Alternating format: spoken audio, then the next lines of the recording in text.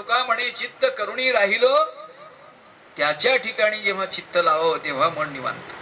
म्हणजे आत्मस्वरूपाच्या ठिकाणी मन लावायचं याचा अर्थ आत्मस्वरूपाकडे आपलं मन त्या महात्म्यांनी लावलेलं असतं. त्या महात्म्यांचं वर्णन आहे जे कर्मसन्यास योगाचा स्वीकार करतात.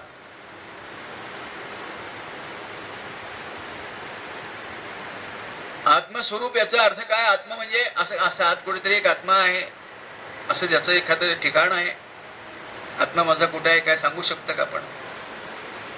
देवाणी सांगितलंय तैसा हृदयामध्ये विराम. पण त्या ठिकाणी आपण जास्त वेळ स्थिर राहत नाही. शांत बसून केव्हा तरी आपण आपल्याकडे बघितलंय का? जो आपण या ते आपण पे देखे, देखत खेव ओळखे म्हणे हे तत्व मी. आम्ही आमच्याकडेच बघायला शिकलं पाहिजे. आम्ही आमच्याकडे बघत नाही, दुसऱ्याकडेच बघतोय. दुसऱ्याची साडी कसली आहे, दुसऱ्याची माडी कसली आहे, दुसऱ्याची गाडी कसली आहे बघत राहतो आणि मग त्याचं कौतुक करत राहतो. पण मी माझ्याकडे बघतो का? मी कसं दिसतोय? आरशात बघताना सुद्धा आपण आपल्याकडे बघत नाही असं म्हणतात स्वामीजी. आपलं बघणं हे लोकांना मी कसा दिसेन याच्याकडे, याचा अर्थ आपण लोकांकडे बघतो, आपल्याकडे नाही. आपण आपल्याकडे बघावं याचा अर्थ आपण आतमध्ये डोकावून बघावं. मी किती शुद्ध आहे, माझं मन कसं स्थिर आहे, किती चंचल आहे, किती मोह आहे माझ्यामध्ये, कसं वागतोय मी जगाशी, असं सगळ्याचा विचार आपल्याला करावा लागतो. संतांचं वागणं, तुकोबरायांच्या गाथा काढून बघा. तुकोबर आहे स्वतःची म्हणजे बऱ्याचदा देवाच्या समोर अनेकदा आपलं मन उघडं करून ठेवत असताना स्वतःला अगदी कमी समजत. मी तव अनाथ अपराधी कर्महीन मतिमंद बुद्धी, तुझं मी आठविले नाही कधी वाचे कृपाणे. आम्ही कधी म्हणलोय का मी अनाथ आहे, मी अपराधी आहे असं कधी म्हटलं? अनाथ आहे म्हटलं लय. एक जण मला म्हणला महाराज आमचा गुडका लई मोठा आहे म्हटला. मला काय कळणच. म्हटलं गुडक्याच्या फळ्या बिळ्या काढायच्या का काय?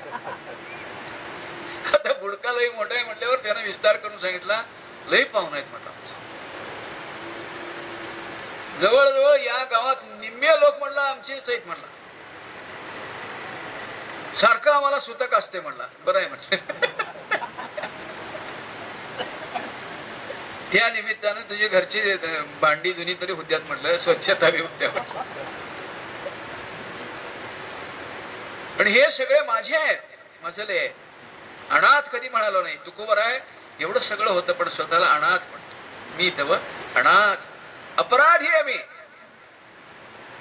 नुसतं अपराधी नाही, अपराधाचा ठेलो तुका म्हणे काय बोलो असं म्हण. अपराध काय अपराध केला होता तुकोबर आहे?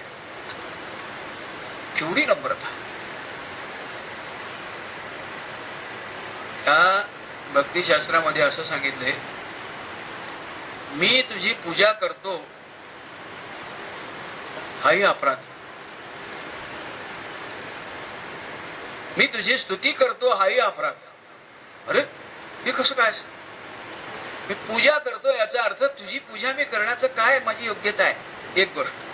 आणि दुसरी गोष्ट कशी पूजा करू मी तुझी? दासया आणि पूजा करू केशीराजा. कशानं पूजा करण्यासारखं आहे? केवढा तू व्यापक आहे. नमो विश्वरूपा विष्णुमाय बापा अपार अमुपा पांडुरंगा. विश्वरूप स्वरूप असणारा त्याची पूजा कशी करतो मी? असं काही मी पूजा करतो म्हणणं हे अपराध आहे म्हणायचे. स्तुती करतो मी, स्तुती करणं अपराध आहे का देवाची? पण स्तुती करताना सुद्धा या अवस्थेला तुकोबार येतात. शब्दात येत असलेला तू, वाक्य मनात येत असलेला तू, तुला मी शब्दामध्ये बांधण्याचा प्रयत्न केला ही माझी चूक आहे. अनेकांनी तुझी स्तुती केली पण ती स्तुती परिपूर्ण ठरली असं नाही, त्यानं स्पष्टपणे. पण मी तव अनाथ अपराधी कर्महीन आहे. काहीच कर्म करत नाही, कर्महीन आहे. निष्काम कर्म करण्याने मन स्वच्छ होत. आपण आपल्या घरचं काम करताना आपण आपलं काम करत राहा. वारकरी संप्रदायानं काम सोडायला सांगितलं नाही, आपण आपलं आपलं धर्म कर्म करायला सांगितलं. करत असताना त्याच्यामध्ये मीच का करू देत की त्याने सगळं मीच किती करतोय, एवढं करून करून हे सगळी मलाच बोलत्या, असलं काहीही मनात आणायचं. वाट्याला आलेलं काम करत आले भागा ते करीतो तुझे नाव. समोर दिसलेलं काम करत राहायचं. करू दे की त्याच्या वाटणीचं आहे, करू दे की सासूनं म्हणायचं सुनेला, सुनेला म्हणायचं तुझंच काम किती करू, कर की तुझं जा, इथनं सुरू. पण समोर दिसलेलं काम करत राहिलं निष्कामपणाने, कुणी काही मला शाबासकी द्यावी अजिबात म्हणत आहात. आपल्याला हे असतं बरं का, आपण काहीतरी कर्म करायला लागलो ना, शाबासकी पाहिजे असतं. ते पाठीमागे कर्मयोग जे सांगितलं त्यातलं सगळं सांगितलं, म्हणून मी जरा पाठीमागचा परामर्शले. कोणीतरी आपलं कौतुक करावं असं जो प्रकार आपल्या मनात येतो. तुमची वेळ झाली की महाराज आली घेतलं.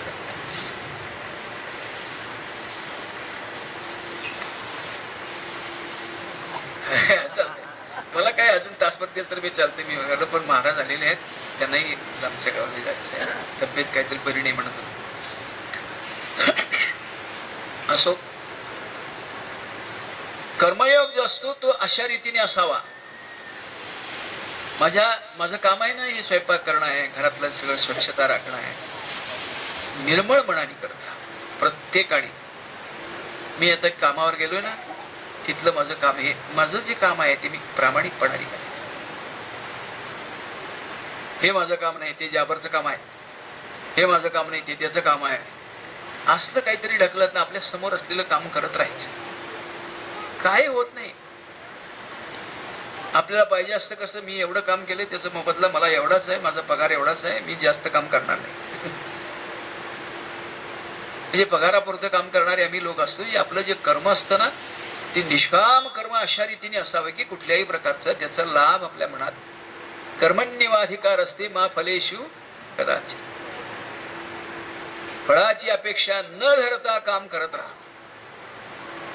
फळाची अपेक्षा, आपल्या मनात फळाची अपेक्षा असते, त्यामुळे आपल्याला दुःख भोगावं लागतं. आणि म्हणून आत्मस्वरूपी घातले हरवणीय हे जे सांगितलं ना, आत्मस्वरूपाच्या ठिकाणी आपलं मन घालायचं म्हणजे काय करायचं. हे सगळं घडल्यानंतर मनाची शुद्धी अशा पद्धतीने झाल्यानंतर गुरुवाक्याने मन धुतलेलं आहे, भ्रांतीपासून मनाला बाजूला काढून घेतलेलं आहे. अशा अवस्थेत जेव्हा आपण जाऊ ना, तेव्हा आपणच आपल्याला स्वतःला ओळखायला लागतो आणि आपण आपल्याकडे बघायला लागतो. आपण काय काय चुकलो आहोत, आपलं काय काय झालेलं आहे, आपण कुठे, आता आपण कुठे आहोत, असं आपण आपल्या मनाला विचारलं पाहिजे. आणि त्या दृष्टीने जे साधना करणारे आहेत ते लोक साधना कसे करतायत, काय करतायत, याचा सगळं विचार करत. आता एवढं मोठं पारायण झालं की नाही, ते 12 कुठं झालं ते लातूरला, त्याच्यातलं मी कीर्तन एक ऐकलं देगलूरकरांचं बरं का. एवढं मोठं तुम्ही काम केलेलं आहे, ज्ञान वैराग्य ऐश्वर्य या दृष्टीने नटलेला असा हा सप्ताह आहे तुम्ही केलेला आहे. पण या समोर आपण सगळ्यांनी मिळून एक आदर्श ठेवायचा तो असा, त्यांनी आपल्या पणजोबाचं उदाहरण दिलं. धोंडा महाराज देगलूरकर हे आजोबा आहे, त्यांचे वडील. ते असं साधना करायचे की साधारणतः 15 दिवसात ज्ञानेश्वरीचं पारायण रोज व्हायचं, भागवताचं पारायण नाथांच्या व्हायचं. आणि हे नव्हे ते रोज साधना त्यांची नामचिंतनाची अखंड असायची. रोज 1,00,000 जप त्यांच्याकडनं व्हायचा. श्रीमद भागवताचं यातना आणि श्रीमद भागवत